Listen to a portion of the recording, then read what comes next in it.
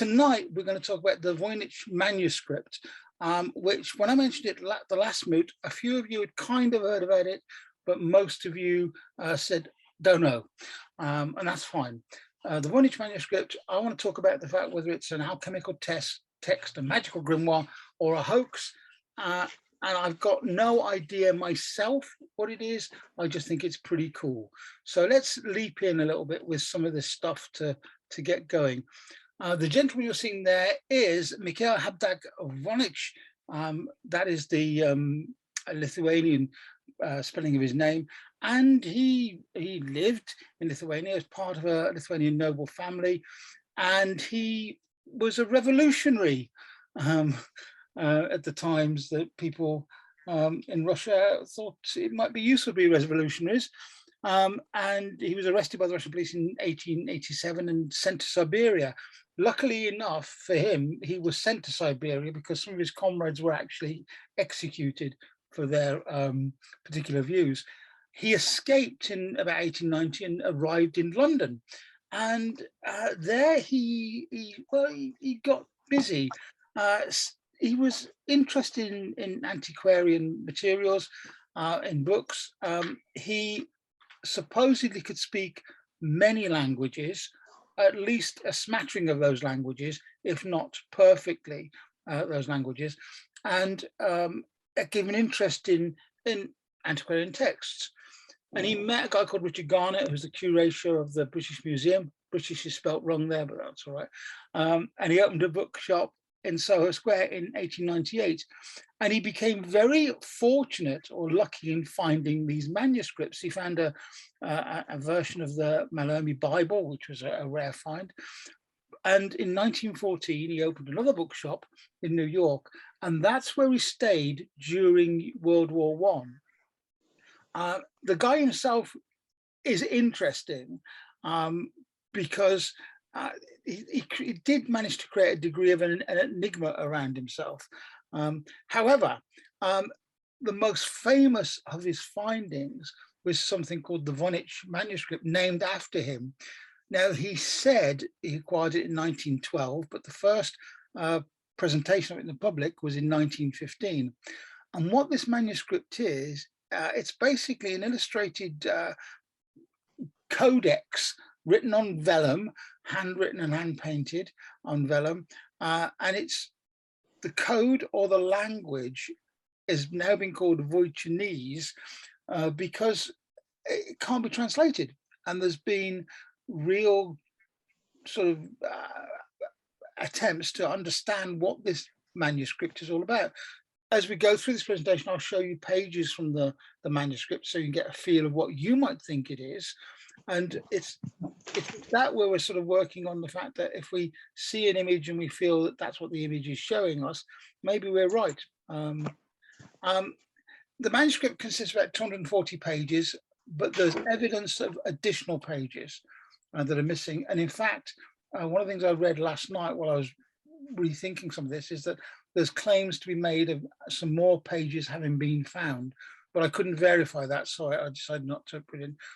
Some pages are folded and they fold out into sheets, and most of the pages have these incredible illustrations or diagrams, some very crudely colored, and it shows people, fictitious plants, which may be also just stylized real plants, astrological and possibly alchemical symbols. And the interesting thing is the text is written from left to right. So again, another page from manuscript. I think the astrologers amongst you. No, it's written from left to right. Yeah. So the astrologers amongst you will actually sort of maybe look at that image on the screen there and see that, oh, there's something astrological and housey about that, and there's something elemental about the other diagrams. Now, at first thought, this may well have been a hoax. That was how people tried to interpret it at first, because they just thought it was a bit of nonsense. However, the paper, the vellum on which it was written, has been carbon dated to the 15th century. And it's been studied by cryptographers from both world wars and amateurs and professionals alike. It's never been deciphered, and the mystery of the meaning of the texts is still a mystery. And as such, it's continually presenting itself as a kind of intellectual challenge for those people who like this kind of thing, and also a source of fascination for people who just like the mysterious. One of the problems with it is that when we look at some of the pictures, they seem very familiar, and it's very easy to be guided by the pictures and therefore misinterpret what the book may or may not be. So it's not necessarily a hoax in the sense of a modern forgery, but was it a 15th century piece of gibberish that was there to fool people of the time? Again, some of these images you can look at and you maybe recognize possibly what plants or what things are alluding to. But again, if you look at the flower that's on the left here, notice all the crescent moons within it. And notice that, is that a flame red stem? Is there something alchemical here? Is this an alchemical text? Because as we know, the alchemists used to like sharing stuff in some form of code, in some form of mysterious way, to let only those that could follow what they called the underground stream, the tutor, the master to student line. And so is it alchemical? Again, you can make out some of the handwritten text on this. I've no idea what those words are. I'm not a linguist, but what has happened is that even linguists studying this have actually felt that they can't identify the language root of this, perhaps. Some of the other pictures here, I thought the pictures are beguiling and interesting, and they do kind of, for me, remind me of what somebody may have created as their own personal book of memories or book of shadows. If you're part of some traditions, it's their own notes that go with certain things. It has that kind of feel to it. But as I say, we're open to interpretation here, and all we've got to go on at the moment is our reaction to the imagery. Again, what happens in a lot of the manuscript is that you have these patterns of words. For example, if you look carefully at the text, you'll see there are words that are repeated. Yeah. And there are kind of even words that are almost exactly repeated, which kind of suggests that maybe it's a code, or maybe it's just nonsense. Also in the text, there are lots of images of women, which may also hint at something other about what the text was, who the text was aimed at. When people have studied the writing and the pages of the text, they've actually found that some of the handwriting has been has faded, and in places it's been gone over, possibly by a later author. But again, the inks and the paper are all consistent with the 15th century.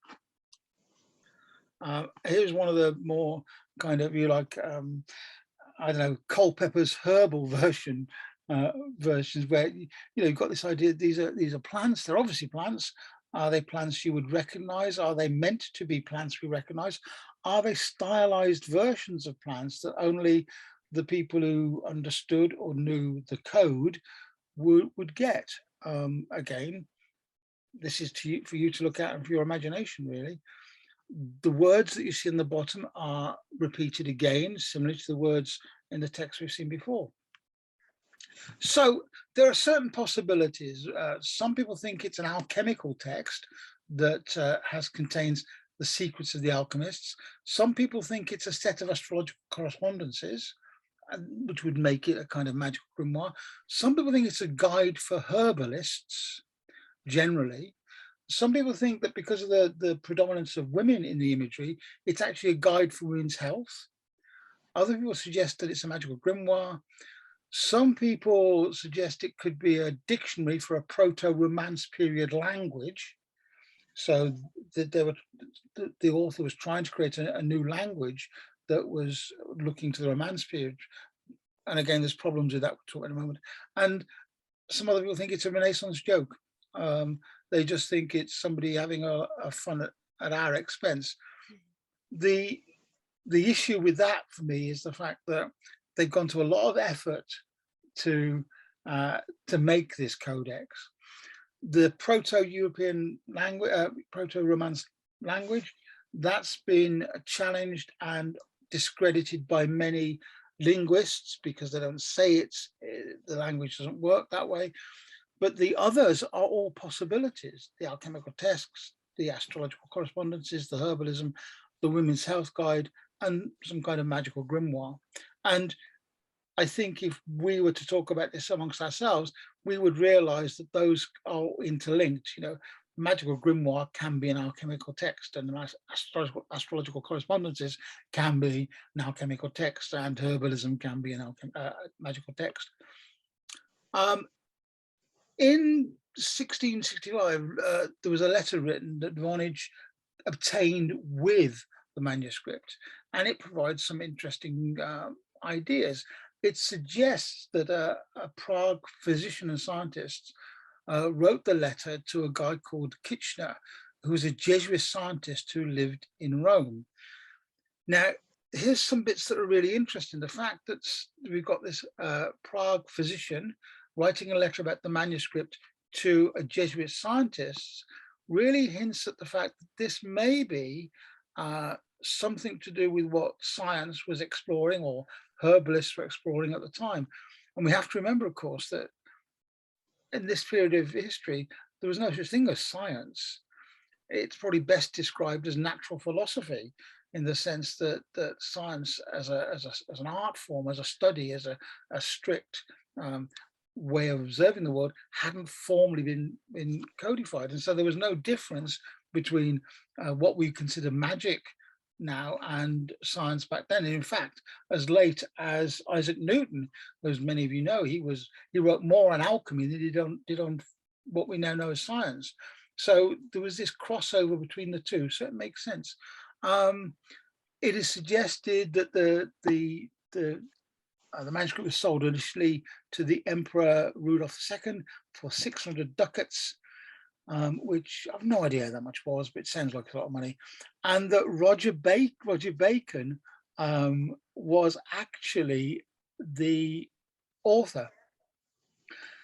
Now, there's a problem with that, as you can see already. Roger Bacon is 13th century, 1200s. The manuscript's materials are 1500s. So it's very unlikely that Roger Bacon actually wrote this particular manuscript, although who's not to say that there was influences from whatever he was writing at the time that bled through to later time. I love Voynich's quote at the bottom here. He actually said he believed fundamentally that when this was translated, he said, when the time comes, I will prove to the world that the black magic of the Middle Ages consisted in discoveries far in advance of 20th century science. And that's what he boasted in 1921 in a letter to the New York Times. And of course, he has not been proved right or wrong, because to date, we've no translation of the manuscript. So the plot thickens. As I said, carbon-14 testing dated it to the 15th century, and so Roger Bacon couldn't have written it. Samples of the inks and pigments were analysed in a private laboratory and showed their composition was consistent with materials used by medieval scribes, and a spectroscopy of the ink showed that it contained quartz crystals in the manuscript's pigments, which was evidence of a medieval practice using sand to dry inks and paint in manuscripts. So did the author of that report said. Of course, something like this is going to draw its fantastical theories, isn't it? And I love this particular one that I found. The Voynich manuscript is actually a field notebook of an alien biologist in training out on a field trip from the Andromeda galaxy. This young scientist dropped her notebook on Earth, and that's why we have the Voynich manuscript. I actually think that that was seriously put forward as one of the explanations for what it is, and maybe We're looking there at an image of these alien scientists with triffids or something coming out of their baskets. Um, and here's the thing, I don't want to get too much sidetracked on this, but in the same way that the Sumerian, um, shall we say, inscriptions were mistranslated by people like Stitchin, uh, the problem is that when we look at something, we're not looking at it in context of when it was produced. We're looking at it with the context that we create with our knowledge and our experience. And so it is very easy to misinterpret something like this because we're seeing it with modern eyes. In fact, there's something called the historian's fallacy, which is part of a series of sort of logical arguments that says that you can't assume necessarily that how we see or respond to a particular incident or thing is how they did in the past. We have to find other contextual evidence to support that. Now, this is where there's when you get your copy or when you download the copy that I'll put on the membership site, you can look at this yourself. Some scholars believe the book is divided into 6 sections, which appear to be herbal, biological, cosmological, pharmaceutical, and therefore recipes. Many others say there are only 4 sections of the book. They would agree with the herbal, astronomical, and the pharmaceutical and recipes. They don't necessarily agree that there's a biological and cosmological section separate. Again, when you look at this, as I hope you will on the membership site, you'll be able to start to make your own decisions about what it is and what it isn't and what it means to you. Now, the code breakers became really interested in this because they initially believed it was written in a cipher code that was a shifting key cipher code. So in a very simple way, it was a transition cipher where A maybe transition to E, and therefore B would be F, and they tried various ways to break the code that way. And some of those code breakers came up with the conclusion that it was intentional gibberish. Now, there are other manuscripts that have some interesting provenance, not least because some of them are actually featuring stories by H.P. Lovecraft, for example, the Necronomicon, that is said to have this kind of invented language that looks like gibberish but means something, as indeed John Dee and Edward Kelly's work, the angelic script. Again, the thing about some of these language structures, these created language structures, is they do appear to have the proper syntax and form of a proper language rather than just gibberish. One of the interesting ideas is that it's a woman's health manual, and each character of the language represents medieval Latin abbreviations. We'll look at that in more detail in a moment. It could be an early attempt to construct an artificial universal language, like Esperanto or whatever, but again, that's not overly supported by many of the linguist scholars.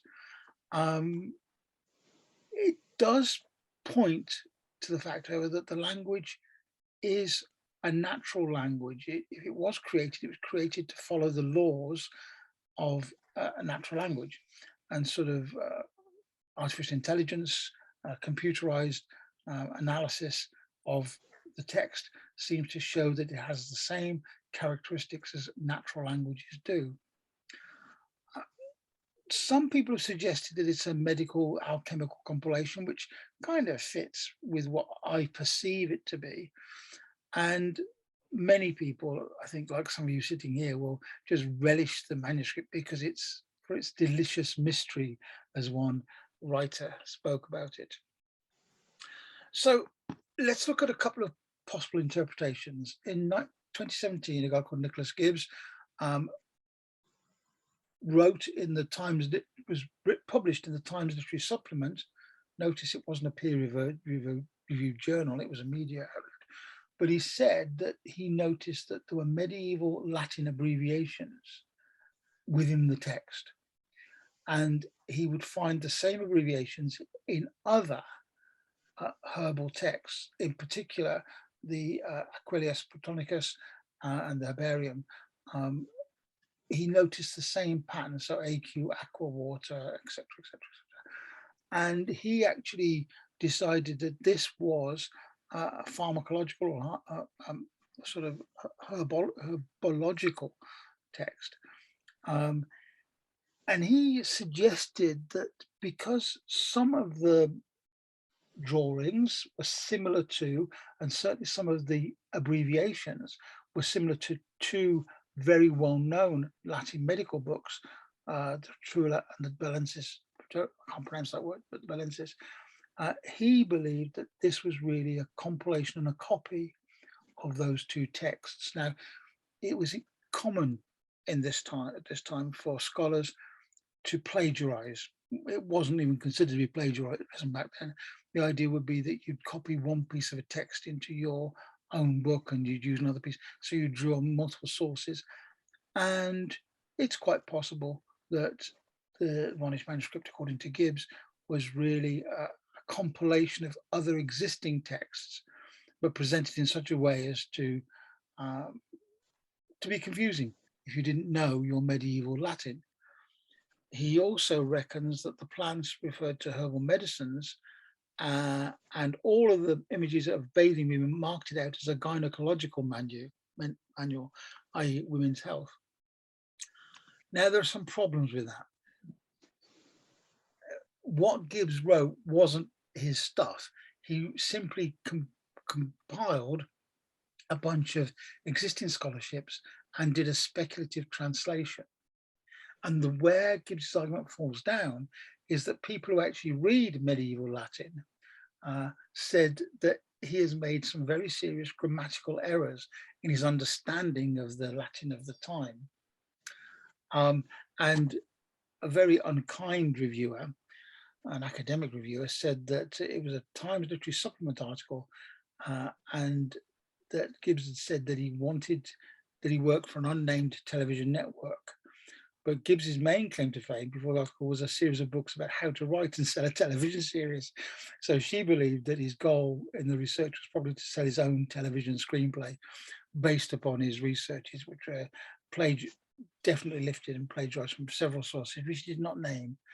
And in fact, later sort of commentators on this particular idea have wondered why the Times Literary Supplement actually bothered to post it, print it, because it was full of holes and inconsistencies. We come to an interesting character in 2019. Notice these are all recent ones because I could go back 100 years or more to find, but let's look at the most common ones. Ahmet Adek actually is a hobbyist linguist and code breaker. He's really an electrician, and he and his family, his sons, have been absorbed by the Voynich manuscript for many years. And he came up with this really interesting idea. First of all, he said that the pattern of the language corresponds to the structure of Turkish, not Latin at all, but Turkish. And he believed that the language is a phonetic transliteration of speech, which meant that the words weren't the words as they should be spelt, but the words as the author heard them. Okay, and so he said that the script was written in an old Turkic, poetic style. And I think this is a really interesting idea, because if you remember earlier on, we saw some of the words were repeated. And if you repeat words in a certain way, you get a rhythm, da di da di da di da, and that rhythm is a poetic rhythm. So it may well be that the manuscript isn't a collection of words that we can easily translate because they directly are words. It may be their alliterations or phonetic spellings of these words. Now, the same lady that had a go at Gibbs had a go at this work, and she said, and she is an expert in medieval Latin and medieval works, she said that this is one of the few solutions that she's seen that is repeatable and consistent and results in a sensical text. So this person, Ardek, and his family are currently trying to get this translated on the basis that the wording is Old Turkish, written in a poetic style. And the most recent idea is from this guy called Richard Hanning, 2020. And he has decided that from his research, the word structure, it's not an Indo-European language, which makes you kind of think that, okay, the other guys are possibly wrong, but he decides that the structure, and he's based this research on computer algorithms and AI, basically sort of looking at the way language is planned. He suggests that the imagery in the book and illustrations are more Arabic, Aramaic, or Hebrew in style. And he believes that the whole thing is written in Hebrew, an ancient form of Hebrew. And he has started to produce a translation based on this, but he reckons it will take several years for him to decode the whole thing. So the mystery, you know, is it an experimental language? Is it Turkish? Is it ancient Latin, medieval Latin, or is it Hebrew? And these things are mutually exclusive, aren't they? You know, it's either written in Hebrew or some Semitic text, or it's written in completely in Latin, or it's a poetic way of writing where the words are phonetic rather than literal.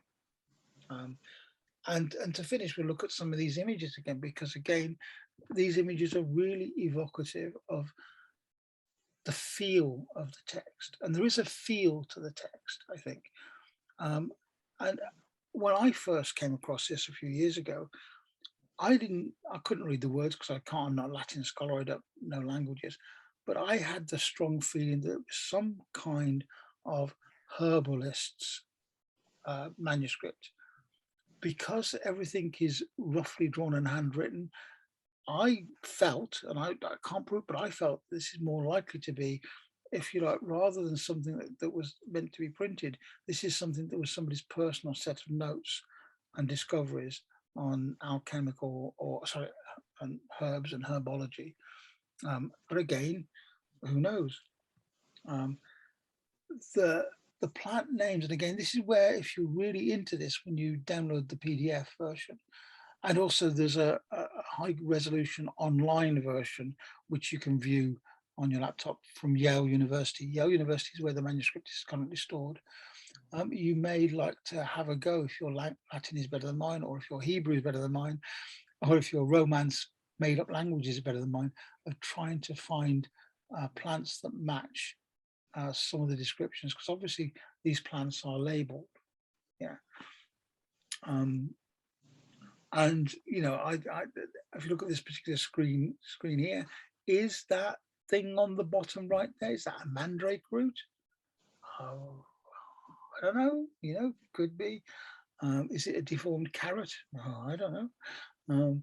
When we look at these things, we may actually get our own impression of what they are. Interestingly, the bottles on the side there, the tincture bottles, these are where the book is said to give you recipes for making certain things. And that's the end of the slide. So I'll stop